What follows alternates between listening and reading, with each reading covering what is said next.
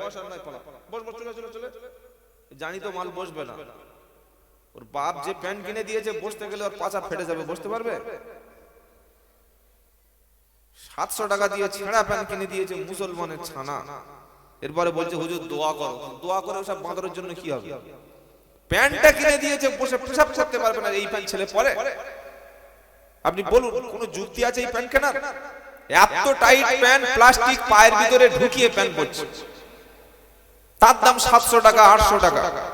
পাছায় এতটা ছেঁড়া, হাঁটুর কাছে ছেঁড়া, লজ্জাস্থান ছেঁড়া, গোপন অঙ্গে ছেঁড়া, তার দাম 2200 টাকা। এ আবার নাকি মুসলমান, ও মরে গেলে নাকি খানা করতে হবে, দোয়া করে নাকি জান্নাতে চলে যাবে। তাহলে তো আবু তালেব ফার্স্ট ক্লাস জান্নাতে চলে যাবে। কি বলছি কথা বুঝতে পারছেন না? মুসলমানের দেখলেই বুঝতে পারবেন না যে মুসলমান কিনা। সালাম নাই, এখনকার ছেলেরা সালাম দেয়, সালাম দিতেই সালামই দেয় না। আশ্চর্য। দেখা হলে ভালো আছো, কেমন কাটছে, ভালো থেকো। ভালো থেকো মানে কি? কে ভালো থাকে? ভালো নিজের থেকে থাকবে না আল্লাহ রাখবে? কে রাখবে বলুন? জোরে বলুন। কোন মানুষ ইচ্ছা করলে নিজে ভালো থাকতে পারে? ভালো থেকো ভাই, tata, good night, good bye, বাচ্চাদের শেখাচ্ছে। এমনি এমনি আমাদের ঘাড়ে এই অবস্থা আসেনি। আর বর্তমান পশ্চিম বাংলার যা অবস্থা, বিজেপি যদি বাংলায় না আসে, মুসলমানদের মধ্যে ঐক্য হবে না। কথাটা লিখে রাখুন। যতক্ষণ বাংলায় বিজেপি না ক্ষমতায় আসবে, ততক্ষণ মুসলমানদের মধ্যে কোনো ঐক্য হবে না। ও আমার প্রিয় রাসূল সম্বোধন করে বলছে, বাল্লিগ, প্রচার করো, পৌঁছে দাও। কি পৌঁছে দেবে? কিসের প্রচার করবে? আল্লাহ সঙ্গে সঙ্গে বলছে, মা উনজিলা ইলাইকা মির রাব্বিক। ও আমার প্রিয় নবী, আমি আল্লাহ তোমার উপরে যেটা পাঠিয়েছি, আমি আল্লাহ যে কিতাব পাঠিয়েছি, 23টা বছর সময় লাগলো কোরআন নাজিল হতে। আল্লাহ নবীর বয়স যখন 40 দিন, সেদিন থেকে কোরআন আসা শুরু হলো। আর নবী ইন্তেকাল করলেন 63 বছর বয়সে।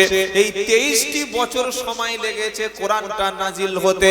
একবারে খপ করে আসমান থেকে কোরআন নাজিল হয়নি, একবারে কোরআন নাজিল হয়নি, কিংবা কাগজ আকারে লিখে কোরআন আসেনি।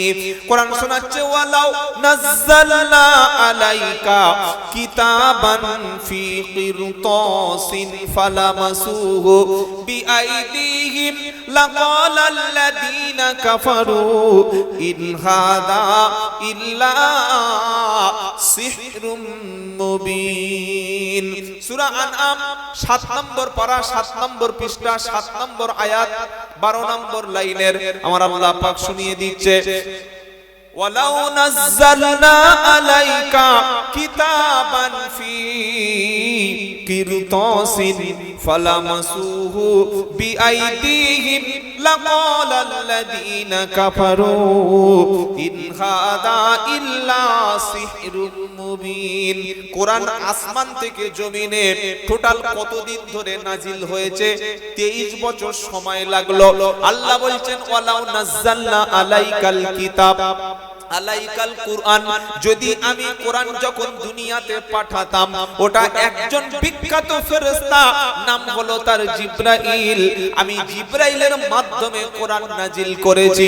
যদি কাগজ হিসাবে, খাতা হিসাবে, দিস্তা হিসাবে, খাতার মতো কভার হিসাবে কোরআন পাঠাতাম, আমাদের ঘরে যে কোরআন আছে এটা হলো কাগজের কোরআন, তাই না ভাই? কাগজের তো, কাগজের কোরআন। আল্লাহ বলছেন, কোরআন যখন পাঠাই, আমি যদি কোরআনটাকে কাগজের কোরআন করে তোমাদের উপর পাঠিয়ে দিতাম, কাগজ যদি আসমান থেকে একটা একটা করে ফেলে দিতাম, তখন ওই মক্কার আবু জাহেলের বংশধরেরা, মক্কার কুরাইশরা বলতো, কি বলতো? কাগজটাকে স্পর্শ করত, কাগজ ধরতো আর বলতো এগুলো জাদু। আমি আল্লাহ 23 বছর সময় নিয়েছি, অল্প অল্প করে যেখানে যেমন প্রয়োজন ঠিকই সেইভাবে কোরআন পাঠিয়েছি। আর কোরআন পাঠিয়ে বলেছি, রাসূল বাল্লিগ মা উনজিলা ইলাইকা মির রাব্বিক। ও আমার নবী, তুমি প্রচার করো, পৌঁছে দাও, সবার কাছে পৌঁছে দাও। কি পৌঁছে দেবে? মা উনজিলা ইলাইকা মির রাব্বিক, তোমার আল্লাহর পক্ষ থেকে, তোমার রবের পক্ষ থেকে যেটা এসেছে সেটাই তুমি পৌঁছে দাও। যদি তুমি না পৌঁছাও, ওয়া ইল্লাম তাফআল ফামা বাল্লাগতা রিসালাতা, ও আমার প্রিয় নবী, যদি তুমি কোরআন না পৌঁছে দাও, কোরআনের আয়াতগুলি মানুষের কাছে যদি না খুলে খুলে বলো, যদি তুমি কোরআনটাকে গোপন করো, যদি তুমি কোরআনের আয়াতগুলি মানুষের সামনে পেশ না করো, আমি আল্লাহ বলছি তাহলে ওয়া ইল্লাম তাফআল ফামা বাল্লাগতা রিসালাতা, ও আমার প্রিয় নবী, তুমি রিসালাতের দায়িত্ব পালন করলে না। ইমাম সাহেব মসজিদে ইমামতি করবে, তিনি যদি জুমার নামাজ পড়ে বাড়িতে গিয়ে ঘুমায়, 3 দিন 4 দিন 5 দিন না চলে যায়, আসে যদি 1 সপ্তাহ পরে আসে, আবার যদি জুমার নামাজ পড়ে চলে যায়, আবার যদি একদিন চলে আসে, আবার 15 দিন ছুটি করে, চাকরি কখনো তার থাকবে? জোরে বলেন। চাকরি যেমন তার থাকবে না। আপনার ছেলেকে টিউশনি পড়তে দিয়েছেন, সপ্তাহে 3 দিন 4 দিন পড়তে যাচ্ছে, 5 দিন পড়তে যাচ্ছে, 6 দিন পড়তে যাচ্ছে, গিয়ে দেখছে কোনো মাস্টার নাই, আপনি এসে বলছে বাড়িতে মাস্টার নাই, আপনি 2 দিন 3 দিন 4 দিন 5 দিন মেনে নিলেন, ওকে সাউন্ড আছে, 5 দিন মেনে নিলেন, তারপরে যদি মাস্টার না আসে, কখনো ও মাস্টারের কাছে পড়াবেন না। আল্লাহ পাক বলছে, হাবিব, আপনি চুপচাপ বসে থাকবেন, আমি আল্লাহ আসমান থেকে কুরআন দেব, আর আপনি কোন মানুষের কাছে বলবেন না এটা আমি আল্লাহ মেনে নেব না। আপনার দায়িত্ব হলো সবার কাছে পৌঁছে দেওয়া। আল্লাহর নবী পৌঁছে দিয়েছেন কত বছর? 23 বছর। জোরে বলেন কত বছর পৌঁছে দিয়েছে? 23 বছর নবী মক্কা আর মদিনায়, মদিনায় 13 বছর ইসলাম প্রচার করেছে, আর মদিনায় যাওয়ার পরে 10 বছর ইসলাম প্রচার করেছে। যেদিন বিদায় হজ হলো, আল্লাহর নবী বিদায় হজে আসমানের দিকে আঙ্গুল তুলে বলেছিল, আল্লাহ তুমি সাক্ষী থাকো আর মুসলমানরা তোমরা সাক্ষী দাও, আমি আল্লাহর বাণী তোমাদের কাছে পৌঁছে দিতে পেরেছিলাম কিনা। সেদিন সমস্ত সাহাবারা নবীর সামনে সাক্ষী দিয়েছিলেন, নবী আল্লাহ যে দায়িত্ব দিয়েছিল ওই দায়িত্ব আপনি আমাদের কাছে পৌঁছে দিয়েছেন। জোরে বলুন সুবহানাল্লাহ। আল্লাহ পাক বলছে, ফালা নাসআলান্নাল্লাযীনা উরসিলা ইলাইহিম ওয়ালা নাসআলান্নাল মুরসালিন।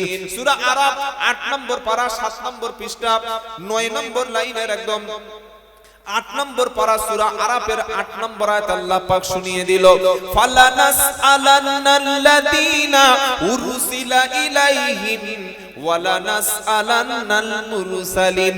যাদের কাছে নবী পাঠিয়েছি তাদেরকে জিজ্ঞাসা করব কিয়ামতের দিন, তোমাদের কাছে নবী এসেছিল, নবী মদের ব্যাপারে, সুদের ব্যাপারে, জিনার ব্যাপারে, হারাম হালালের ব্যাপারে, জাহান্নামের ব্যাপারে, জান্নাতের ব্যাপারে, আখিরাতের ব্যাপারে, পরকালের ব্যাপারে, নবী সবকিছু তোমাদের কাছে পৌঁছেছে কিনা বলো। আর নবীকেও জিজ্ঞাসা করব, নবী তুমি গিয়ে উম্মতের কাছে তোমার দায়িত্ব পালন করেছো কিনা বলো। উম্মতকে সামনে বসিয়ে দেব, বলবো উম্মত রে বলো নবী তোমাদের কাছে এসেছিল কিনা, নবী তোমাদের কাছে কোরআনের আয়াতগুলো পৌঁছে দিয়েছিল কিনা। যখন উম্মতরা বলবে পৌঁছে দিয়েছে আল্লাহ, নবী মক্কায় 13 বছর ছিল, নবুয়ত পাওয়ার পরে মদিনায় 10 বছর বিশ্ব নবী ছিল, থাকার পরে তার দায়িত্ব তিনি পৌঁছে দিয়েছে, দায়িত্ব পৌঁছে দিয়েছে।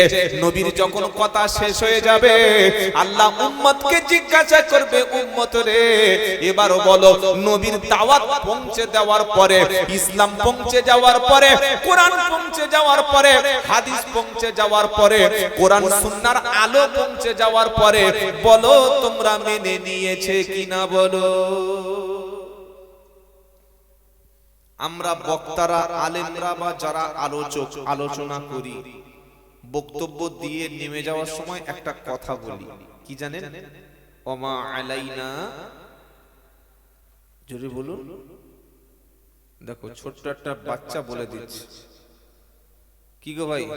ওমা আলাইনা ইল্লাল কথা বলেন ইল্লাল বালাগ, এটা সূরা ইয়াসিনের একটা অংশ। ওমা আলাইনা ইল্লাল বালাগুল মুবিন। কোরআন জানি না তো বলবো কি করে? গোবরের কাছে গিয়ে বসলে তো গুয়ের গন্ধ বার হবে, আতরের গন্ধ আসবে? জোরে বলেন। আতর ব্যাপারীর কাছে বসলে, আতর দোকানের সামনে বসলে, আতর মাখি আর না মাখি, ও যে আতর বার করছে, আতর দুই একজনের গায়ে দিচ্ছে, ওই এক ফোঁটা মাল গায়ে এসে লাগলে যদি বলো সেন আসবে। তো ঘুম থেকে উঠে রাতে শোয়া পর্যন্ত কোন আলেমের কাছে গিয়ে বসি আমি? কোন আলেমের সঙ্গে আমার সম্পর্ক আছে? কোন আল্লাহ ওয়ালার সঙ্গে আমার কানেকশন আছে? কোন আল্লাহ ওয়ালার সঙ্গে আমার মুসাফা হয়? কোন আল্লাহ ওয়ালার সোহবতে আমি বসি? ঘুম থেকে উঠে চিটিং বাজদের আড্ডায় বসে চা খাই, দুপুরে ধাপ্পা বাজদের মজলিসে গিয়ে দল করি, বিকাল বেলা পাক্কা গাঁজা খদ্দের আড়তে বসে সময় দিই, সন্ধ্যার পরে সুদের হিসাব কষি, আর রাত্রে বেলা বিছানায় যাওয়ার আগে পেশাব করে পানি না নিয়ে লুঙ্গি পেশাব করে লুঙ্গি মুত লেগে গিয়ে শুয়ে পড়ি। তোমাদের কাছ থেকে কোরআনের আয়াত হবে? আরে বাবাজিরা, আল্লাহ ভাইরা, তো ছোট্ট সোনার চাঁদ বাচ্চা বলে দিচ্ছে ওমা আলাইনা ইল্লাল বালাগ।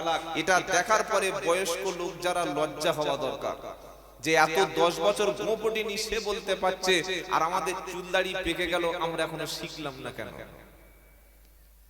ইলম শিক্ষা করা, কোরআন শিক্ষা করা সুন্নাত না ফরজ? বলুন কোনটা? জোরে বলুন। কোরআন শেখা, ইলম শেখা, দ্বীন শেখা, ইসলাম শিক্ষা, এটা সুন্নাত না ফরজ? তলাবুল ইলমি ফারিজাতুন আলা কুল্লি মুসলিম। এই জলসা দেওয়া ফরজ নয়, ওয়াজিব নয়, সুন্নাত নয়, নফল ইবাদত। কি বলছি কথা বুঝতে পারছেন না? আর জলসার সঙ্গে যদি কেউ মেলা দেয়, ওটা হারাম জলসা হয়ে যায়। কি জলসা হয়ে যায়? যদি বলেন হুজুর কি রকম?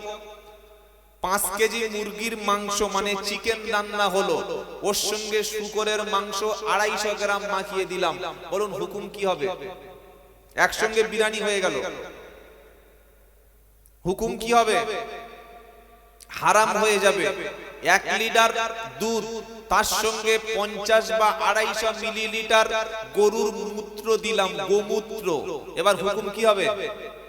হালাল না হারাম? পাক না নাপাক? জোরে বলেন। তো আজকের জলসায় বসে লোক কটা? 50টা। মেলায় ঘরে কজন? 500 লোক। কারা ঘরে? 18 বছর, 16 বছর, 20 বছর, 22 বছরের মামনি। মাথায় কাপড় আছে, কাপড় নাই। বুকে ওন্না আছে, ওন্না নাই। কাপড় যা পরেছে 300 মিটার দূর থেকে দেখা যাচ্ছে ভিতরে কি কালারের মাল আছে। ইয়ং ছেলেরা জলসা আসে না, খালি বলছে হুজুর কি হয়? জলসায় লোক হয় না। তো লোক হবে কোত্থেকে? যে ঠাকুর তুলেছো মেলার ভিতরে, তোমার লোক এখানে আসবে? ঠাকুর তুললে লোক যায় জানেন? জানেন না? ঠাকুর তুললে লোক ঠাকুর দেখতে যায়। কি ভাই, যায় না? যায় না? তো লোক ঠাকুর দেখতে যায় না, প্যান্ডেল দেখতে যায়। কি দেখতে যায়? ঠাকুর কি দেখবে? তো একই জিনিস। দুর্গা, সরস্বতী সব জায়গায় তো একই। প্যান্ডেল দেখতে যায়, আর প্যান্ডেলের পাশে বাইরে মাল দেখতে যায়, কোন মালটা কেমন সাজিয়েছে দোকানটা দেখে। মুসলমানের যদি লজ্জা থাকতো, জলসা রকম মেলা বসাতে পারতো। এক্ষুনি সোশ্যাল মিডিয়ায় 5 মিনিট আগে দেখছিলাম আমি, বক্তব্য শুরুর আগে, এই উত্তর 24 পরগনার শেষে ওই রাজারহাটের দিকে একটা সাইডে জলসায় নাগরদোলা বসিয়েছে। কি বসেছে বলুন? জোরে বলেন। নাগরদোলা বোঝেন? এরকম ঘুরপাক খাওয়া মাল, বুড়ো বুড়ো বুড়ো মেয়েরা আর রেঁড়ে গরুরা নাগরদোলায় ঘুরছে। এর নাম নাকি মুসলমান। এর নাম নাকি মুসলমান। যার বাড়ির মেয়ে আজকের বেপর্দা হয়ে ঘুরছে, যার বাড়ির বউ মাথার কাপড় খুলে ঘুরছে, যার বাড়ির 12-14 বছরের মেয়ে আজকে জলসায় উলঙ্গ হয়ে ঘুরছে, আল্লাহর কসম, নবী সাল্লাল্লাহু আলাইহি ওয়াসাল্লামের হাদিস, কিয়ামতের দিন সে জান্নাতে যাবে না, সে দায়ুস। সন্ধ্যার পর থেকে মুসলমানের মেয়ে বাড়িতে বার হবে আর মাথার কাপড় পরে যাবে, বুকে কাপড় থাকবে না। এটা পরপুরুষ দেখবে, সে লজ্জায় বাঁচতে পারবে কি করে? ফুরফুরা শরীফে আপনারা যান, বড় বড় আলেমদের বাড়িতে যান, বড় বড় মুফতি সাহেবের বাড়িতে যান, আজ পর্যন্ত ফুরফুরা শরীফের কোন বাড়ির বউ, স্ত্রীর, হুজুরের বউ কিংবা কোন মুফতি সাহেব, বড় মাওলানা সাহেবের বাড়ির বউয়ের মুখটা কোনোদিন দেখেছেন? দেখে থাকলে বলুন হ্যাঁ, আর না দেখে থাকলেন বলুন না, চুপচাপ বসে থাকবেন না। বলুন দেখেছেন? দেখা যাবে। আপনি আমার বাড়ি চলুন, বলবেন আব্দুল্লাহ জুবায়ের ভাই এসছি আপনার বাড়ি, খাওয়া দাওয়ার দরকার নাই, 1 লাখ টাকা দেবো, খালি ভাবির মুখটা একটু দেখাবো, একবার দেখবো। আমি দেখাবো? জোরে বলেন। কোন হাক্কানি আলেম, হাক্কানি আলেম ইমাম, কোন হাক্কানি পীর দেখাবে? জোরে বলেন। দেখাবে না। কেন দেখাবে না?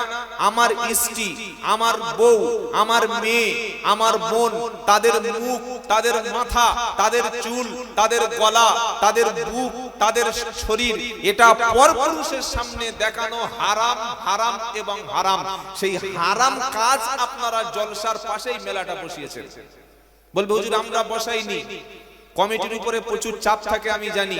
কমিটির মধ্যে যদি 14টা ছেলে থাকে, 12 জন ছেলে বলবেন আমরা মেলা চাই না, কিন্তু গ্রামের কিছু হারামখোর আছে, ওরা বললে বছরে একদিন মেয়েরা বার হবে না, আমাদের বাড়ির মেয়েদের বউদের কি আছে লোক একবার দেখবে না, একটু দেখা। তো এত যদি দেখানো সবাই উলঙ্গ করে রাস্তা দাঁড় করে দেবেন, সব দেখে যাক একবার। এই তো অবস্থা। কি জলসা করে আজকে কি হবে বলুন? লাভটা কি আছে আমাদের? আমরা এখানে কোরআন হাদিস থেকে আলোচনা করছি, কুকুর, ছাগল, জন্তু, জানোয়ার, শূকর, বাঁদরের মতো ওখানে গিয়ে ঠেলাঠেলি করছে। কুকুর কার্তিক মাসে কি করে? একটা পিঁড়ে কুকুর, মেয়ে কুকুর দেখলে 20-22টা কুকুর তার পিছনে ঘোরে, কোন মালটা আগে সুযোগ পাবো। তো আজকে জলসাগুলো তাই হচ্ছে, কার্তিক মাসের কুকুরের মতো হন্য হয়ে ঘুরছে। আমি জানি এসব কথা বললে আর টাকা দেবে না, ভালো করেই যাই, তো না দেয় না দেবে আমি তো প্রথমে বলে নিয়েছি, টাকার জন্য বক্তব্য করার লোক আমি নই। মনে রাখবেন, সিদ্ধান্ত গ্রামের মানুষকে নিতে হবে যে যদি কোরআনের মজলিস হবে তো কোরআনের মজলিস হবে, আর যদি মেলা বসাবো তো খুব ভালো করে বসাবো, ভালো একটা ফিল্ম স্টার আনবো, 50,000 টাকা নেবে, 1.5 লাখ লোক হবে, কি স্পন্সর 20 লাখ টাকা মেরে দিল, ভালো মেলা চলবে। আজ থেকে 20 বছর আগে এই জলসার পরিস্থিতি এরকম ছিল না, লাইটিং ছিল না, প্যান্ডেল ছিল না, এত হাই ফাই সাউন্ড ছিল না। আল্লাহ ওয়ালারা আসতেন, বড় বড় আলেমরা আসতেন, একটা বক্তব্যই গ্রামের সব মানুষ হেদায়েত হয়ে যেত। জোরে বলুন সুবহানাল্লাহ। কি ভাই ঠিক বলছি না ভুল বলছি? বাবাজিরা আল্লাহরা, একটা আলেমের বক্তব্য শুনে মানুষ নামাজ পড়তো, মানুষ বেপরদা করতো না, মানুষ সুদ ছেড়ে দিত। আর আজকের একটা জলসায় বক্তা এই হাজার হাজার বক্তা বুঝিয়ে বলে যাচ্ছে, ঘরে গেছে এগিয়ে যাচ্ছে। আমাদের উদ্দেশ্য তো ভালো নয়, আমার উদ্দেশ্য তো টাকা কামাই করা। কোন কথা বললে কমিটি পকেটে টাকা দেবে, কোন কথা বললে দুটো তাবিজ বিক্রি হবে, কোন কথা বললে এলাকায় আমার মুরিদ বাড়বে, কোন কথা বললে আমার ভক্ত বাড়বে, আমি তো সেই কথাই বলবো। আমি কেন আপনাদের কাটি মেরে আমার ইনকাম বন্ধ করতে যাব? কি বলছি কথা বুঝতে পারছেন না? সেজন্য হকের প্রতি থাকুন, ইনসাফের উপরে থাকুন, ইসলামের পক্ষে থাকুন, ন্যায়ের উপরে থাকুন। হারাম আর হালাল কোনোদিন এক হতে পারে না। আল্লাহ পাক যেন এরকম গজব থেকে আমাদের যুব সমাজকে হেফাজত করে। জোরে বলুন আল্লাহুম্মা আমিন, জোরে বলুন আল্লাহুম্মা আমিন। তাহলে আল্লাহ পাক কি শোনাচ্ছে? কিয়ামতের দিন নবীদেরকে জিজ্ঞাসা করব, নবী তোমরা তোমাদের কথাগুলি মানুষের সামনে বলেছিলে কিনা? আর উম্মতকে জিজ্ঞাসা করব, উম্মত তোমাদের সামনে যেগুলো বলা হয়েছিল মেনে নিয়েছিলে কিনা? কি কঠিন প্রশ্ন বলুন তো। আচ্ছা বলুন, আমাদের নবী সাল্লাল্লাহু আলাইহি সাল্লাম তিনি ইসলামের কথাগুলো আমাদের বলেছে না বলে নাই? যদি বলে বলেছে, একটাও কথা কিন্তু গোপন করে নাই। কিয়ামতের দিন সমস্ত উম্মত বলবে, আল্লাহ নবীরা তাদের বাণী পৌঁছে দিয়ে গেছিল, নবীরা খেয়ে না খেয়ে তাদের কথাগুলি আমাদের কাছে পৌঁছে দিয়ে গেছিল। আল্লাহ বলবেন সত্যি পৌঁছে দিয়ে গেছিল? উম্মত বলবে হ্যাঁ। আল্লাহ বলবে পৌঁছে যদি গিয়েছিল, জীবনে কতটুকু আমল করেছিল বল। তোমাদের মসজিদে আজান হওয়ার পরে কতবার তোমরা মসজিদে আজানের ডাকে সাড়া দিয়েছিল বলো? তোমাদের আলেমরা বুঝিয়ে চলে যাওয়ার পরে কতবার তোমরা সেই কথাগুলিকে স্মরণ করেছি কিনা বলো? জিজ্ঞাসা করবে না করবে না? জোরে বলেন। ওয়ালিল্লাযীনা কাফারু বিরাব্বিহিম আযাবু জাহান্নাম ওয়া বিইসাল মাসীর। 29 পারা সূরা মুলক। এই সূরাটি আপনারা রাত্রে বেলা ঘুমানোর সময় 29 পারার প্রথম সূরা সূরা মুলক পড়ে ঘুমাবেন। সূরা মুলক তেলাওয়াত করতে করতে বিছানায় যাবেন। আল্লাহর নবী বলেন, যে ব্যক্তি সূরা মুলক 29 পারার প্রথম সূরা সূরা মুলক তেলাওয়াত করবে, কবরের কঠিন আযাব থেকে আল্লাহ পাক তাকে মুক্তি দান করবেন। বলুন সুবহানাল্লাহ। কবরের আযাব থেকে বাঁচার জন্য কোন সূরা আমল করব? সূরাটির নাম হলো সূরাতুল মুলক। সকলে বলুন সূরা মুলক। একদম 29 পারা আছে সূরা মুলক। এই সূরা মুলকের মধ্যে আল্লাহ পাক শোনাচ্ছে, ওয়ালিল্লাযিনা কাফারু বিরাব্বিহিম আযাবু জাহান্নাম ওয়া বিইসাল মাসীর ইদা উলকু ফিহা সামিউ লাহা শাহীকা ওয়া হিয়া তাফুর তাকাদু তামাইয়াজু মিনাল গায়জ। আমি আল্লাহ অবশ্যই কাফেরদের জন্য, মহারবের সত্যকে অস্বীকারকারীদের জন্য, কোরআনকে অমান্যকারীদের জন্য, নবীর হাদিস অমান্যকারী কাফেরদের জন্য আমি আল্লাহ জাহান্নাম নির্ধারণ করে রেখেছি। তাদের জন্য আগুনটা আগে থেকে রেডি করে রেখেছি। ইদা উলকু ফিহা সামিউ লাহা শাহীকা ওয়া হিয়া তাফুর।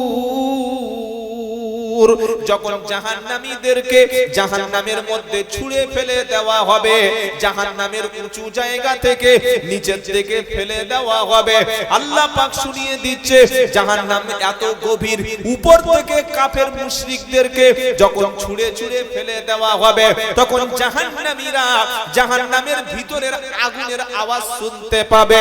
তাকাদু তামাইয়াজু মিনাল গায়জ। তখন জাহান্নাম ফেটে পড়তে চাইবে, আগুন ভিতর থেকে জাহান্নাম গর্জন করতে থাকবে, বর্ষণ করতে চাইবে।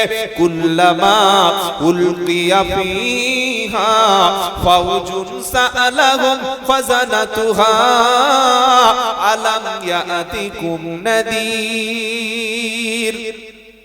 যখন একদল লোককে জাহান্নামের মধ্যে ছুঁড়ে ফেলে দেওয়া হবে, জাহান্নামের গেটে যে ফেরেশতা দাঁড়িয়ে থাকবে, ওই ফেরেশতার নাম হলো মালিক। মালিক নামক ফেরেশতা জাহান্নামীদের জিজ্ঞাসা করবে, হে কাফেরেরা, কেন জাহান্নামে এলি? কিসের কারণে এলি? কেন আগুনের মধ্যে প্রবেশ করলি? তোরা 60 বছর 70 বছর হায়াত পেয়েছিলিস, তোদের কাছে কোনো নবী ছিল না, নবীদের ইন্তেকালের পরে সাহাবা ছিল না, সাহাবাদের ইন্তেকালের পরে কোনো তাবী ছিল না, কোনো ইমাম ছিল না, তোমাদের গ্রামে কোনো মাদ্রাসা ছিল না, তোমাদের গ্রামে কোনো মসজিদ ছিল না, জলসায় কোরআন হাদিস থেকে আলেমরা কি বললো না, তোমাদের কাছে কোনোদিন জাহান্নাম সম্পর্কে কোনো আলোচনা কি হলো না। তখন জাহান্নামীরা বলবে, ক্বালু বালা কদ জাআনা নাযীর।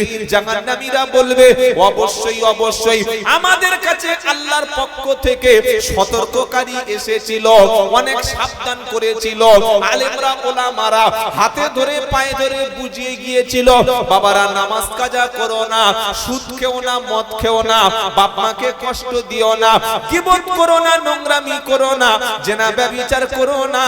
আমরা মনে করেছিলাম আলেমদের গাল গল্প কথা এ নাটকের মতো বলে যাচ্ছে, বক্তাকে টাকা দিয়ে দাওয়াত করেছি তাই বলছে, এখানে বসে বসে টাইম পাস করছে, আমাদের আলেমদের কথা শোনার দরকার নাই। আরে বাবা, জলসা হচ্ছে হোক না, পাশে তো বিশাল মেলা বসেছে, বোনের বাড়িতে এসেছি, বন্ধুর বাড়িতে এসেছি, যাওয়ার সময় দুমুঠো ভাত খাবো, মেলায় গিয়ে একটু নোংরামি করে আসি, মেলায় গিয়ে একটু এনজয় করে আসি। বাড়ির পাশে মসজিদ ছিল, নামাজ আমরা পড়তাম না, আমরা মনে করতাম নামাজ পড়ে কি হবে, যখন বুড়ো হয়ে যাব, চুল যখন পেকে যাবে, দাড়ি যখন পেকে যাবে, একবার হজ থেকে ঘুরে আসব, জীবনের সব গুনাহগুলো মদিনায় ফেলে দিয়ে আসব, কাবা শরীফের সামনে দাঁড়িয়ে হাজরে আসওয়াদ পাথরে একবার চুমা দেব, আমার গুনাহগুলো সব পাথর টেনে নেবে। আর মরণের পরে 40 দিন পরে বড় হুজুরকে ডেকে, আলেম মুফতি সাহেব মাওলানা সাহেবকে ডেকে দুটো গরু জবাই করে একটা খানা দেব, ওই খানায় এমন দোয়া হবে ফেরেশতারা ভুলে যাবে, আমাদের আবার নামাজ লাগবে না। ফেরেশতারা সেদিন বলবে তোমরা জাহান্নামীরা কেন এসেছো বলো, তোমাদের কাছে কি কোনো সতর্ককারী এলো না? আবার এখান থেকে কিছুটা কথা, আরো মারাত্মক কথা সূরা ফুরকানের মধ্যে আল্লাহ পাক শুনিয়ে দিচ্ছে, সূরা জুমার, ওয়াসিকাল্লাযীনা কাফারু ইলা জাহান্নামা যুমারা হাত্তা ইদা জাউহা ফুতিহাত আবওয়াবুহা ওয়া ক্বালা লাহুম খাযানাতুহা আলাম ইয়াতিকুম রুসুলুম মিনকুম ইয়াতলুনা আলাইকুম আয়াতি রাব্বিকুম ওয়া ইউনদিরুনাকুম লিকা ইয়াউমিকুম হাদা। 24 পারা 5 নম্বর পৃষ্ঠা 5 নম্বর লাইনের 71 নম্বর আয়াতে কোরআন শোনাচ্ছে, কিয়ামতের দিন আমি আল্লাহ জাহান্নামের আগুনকে ওপেন করে দেব, জাহান্নামের মুখ থেকে ঢাকনাটা খুলে দেব। সেদিন আগুনের সামনে একদল মানুষকে ধরে ধরে ফেরেশতারা আগুনের দিকে টেনে টেনে নিয়ে চলে যাবে। আগুনের সামনে যখন তাদের নিয়ে চলে যাবে আর আগুনে ফেলে দেওয়ার আগে তাদের জন্য জাহান্নামের দরজাটা খুলে যাবে। জাহান্নামের দরজা যখন ভিতর থেকে খুলে দেওয়া হবে, জাহান্নামে ফেলে দেওয়ার আগে ফেরেশতারা জাহান্নামীকে তিনটি প্রশ্ন করবে। কটা প্রশ্ন করবে বলেন? এমনি এমনি আল্লাহ আগুনে পোড়াবে? আচ্ছা, আমাদের বাপ মা আমাদের ভালোবাসে কি বাসে না? জোরে বলেন। আল্লাহর নবী সাল্লাল্লাহু আলাইহি সাল্লাম বলে, প্রেম ভালোবাসা মুহাব্বতকে, ভালোবাসা স্নেহকে আমার আল্লাহ 100 ভাগ করেছে। এক গুণ প্রেম, এক গুণ ভালোবাসা, এক গুণ মুহাব্বত আদম নবী থেকে শেষ নবী, আর শেষ নবী থেকে কিয়ামত পর্যন্ত যত মানুষ আসবে, যত প্রাণী আসবে, যত মাখলুকাত আসবে, সমস্ত প্রাণীদের মধ্যে আল্লাহ ভালোবাসা মুহাব্বতটাকে 100 গুণ ভাগ করে দিয়ে 99 ভাগ আল্লাহর কাছে রেখেছে। আর এক গুণ ভালোবাসা তিনি গোটা পৃথিবীর প্রাণীদের মধ্যে বিলিয়ে দিয়েছে। এক গুণ ভালোবাসা সারা পৃথিবীর সব প্রাণী পেয়েছে। কোটি কোটি মানুষ এক গুণ ভালোবাসা পেয়েছে, তার মধ্যে আপনিও পেয়েছেন, আমি পেয়েছি। এত ভালোবাসার পরে পৃথিবীর কোনো মা নেই যে তার বাপকে, তার সন্তানকে আগুনের মধ্যে ছুঁড়ে ফেলতে পারে। পৃথিবীর কোনো এমন বাপ নাই তার নিজের কলিজার টুকরা সন্তানটাকে ছুঁড়ে আগুনের মধ্যে ফেলে দিতে পারে? আছে? জোরে বলেন। কোন বাপ কিংবা কোন মা তারা পারবে কি সন্তানকে আগুনের মধ্যে ফেলে দিতে? আল্লাহ পাকের নবী বলে, সন্তানকে তার বাপ যতটা না ভালোবাসে, ওই যে আল্লাহর কাছে 99 গুণ মুহাব্বত জমা আছে, সন্তানের চাইতে আমার আল্লাহ আরো বেশি, হাজার কোটি গুণ ভালোবাসে। বাবার কি ভালোবাসে সন্তানকে, মার কি ভালোবাসে সন্তানকে। বিয়ে করে, বিয়ের আগে মুখে দাড়ি ছিল, বুঝলেন? বিয়ে করে শ্বশুর বাড়ি গেছে, শাড়িটা বলছে, হ্যাঁ গো ভাই তোমার দাড়ি মানাচ্ছে? বলে দাঁড়া, আধ ঘন্টা পরে সেলুন থেকে পুরো ক্লিয়ার করে চলে এসেছে। মুসলমান, কি বুঝলেন? ও রাস্তায় অ্যাক্সিডেন্ট করে মরেছে, ওর চেন না খুলে মাল বার না করলে বোঝা যাবে না মুসলমান কি।